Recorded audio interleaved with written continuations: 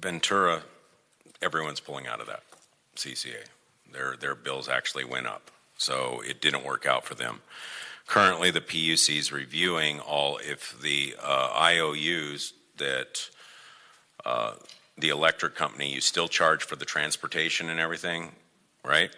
They're reviewing those rates, and they are going to raise them by 2020. They don't know what the rate is. So if you get into a long-term contract right now, that rate could put you upside down. That's an issue. It's nice to think that you can go, I want 100%, I want 60%, I want 20% green energy or something. You know what you're getting? Fossil fuels, no matter what. All we're doing is subsidizing. I think I'm the only electrician on this board. If you tell me that outlet is green and that outlet over there isn't, it's not.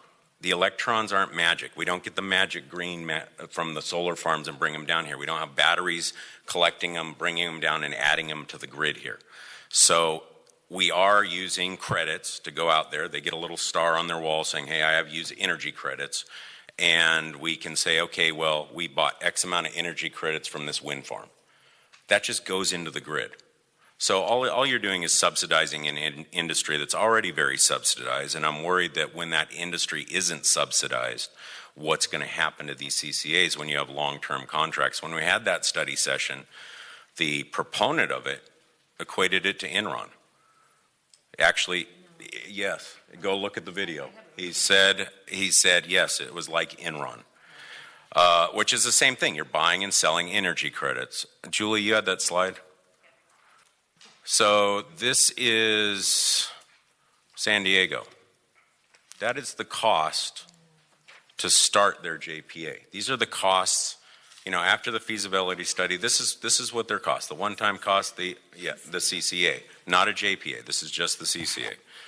So if you extrapolate that out with, taking the population of Huntington Beach, we could pay anywhere, it's about $29.4 million. Where are we going to get that money? Most of these CCAs, they bond for the money to get it started.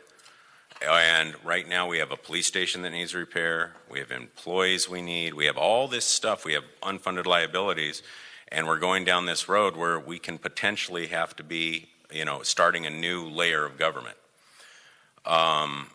Again, if for me, I just don't like the fact that it's like you're lying to people. You're saying, oh, you're getting green energy, but you're not. You're getting it from Southern California Edison right there. They are not bringing the electrons from the desert into here. It's just, it can't go through the grid like that. So it's there, and it also bothers me that like Marin County, they've been around forever. $50 million they have there. To me, that's overtaxation. They have $50 million in their bank account. So, you're charging too much, and they might be, some people saving money, but they're not putting that, they're not giving that back to the right payer. They're not doing anything like that. So I'm worried about the feasibility study. The last person they wanted to hire for the feasibility study is now works for a consultant that consults CCAs. How are we going to get a non-bias feasibility study? Because all the organizations that do these things want you to be in a CCA. I mean, the only people making money off this are the lobbyists, the lawyers, and the politicians. It's just, I see it as another layer of government. If you do have choice right now, you can go down, you can get solar, you could put it on your building, you could put it in your house. It's subsidized. If you're a large enough customer, like Mr. Posey alluded to, you can go right to the power companies and get special tiered rates. So there's just so many concerns, and you guys want the feasibility study. I've actually been looking at this for the last 2 years and watching these things, and it's like the same exact cookie cutter thing that they bring in. And you look at this, what was the other city? That's San Diego. There was Inland Empower Choice, nearly $200 million for their startup. So this is money that has to come from somewhere. And I mean, it's inevitable. Even if they say, oh yeah, it's feasible, now you have to set it up. That's what you're setting up. So I have issues with this. I figure if Irvine's starting them, let them start it, let them see it.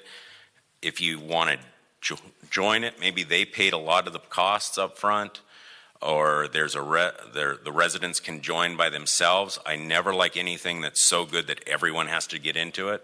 And these are everyone that comes is everyone's automatically opt-in and you have to opt out. So those are my concerns with it. Ms. Carr? Yeah, I just wanted to say a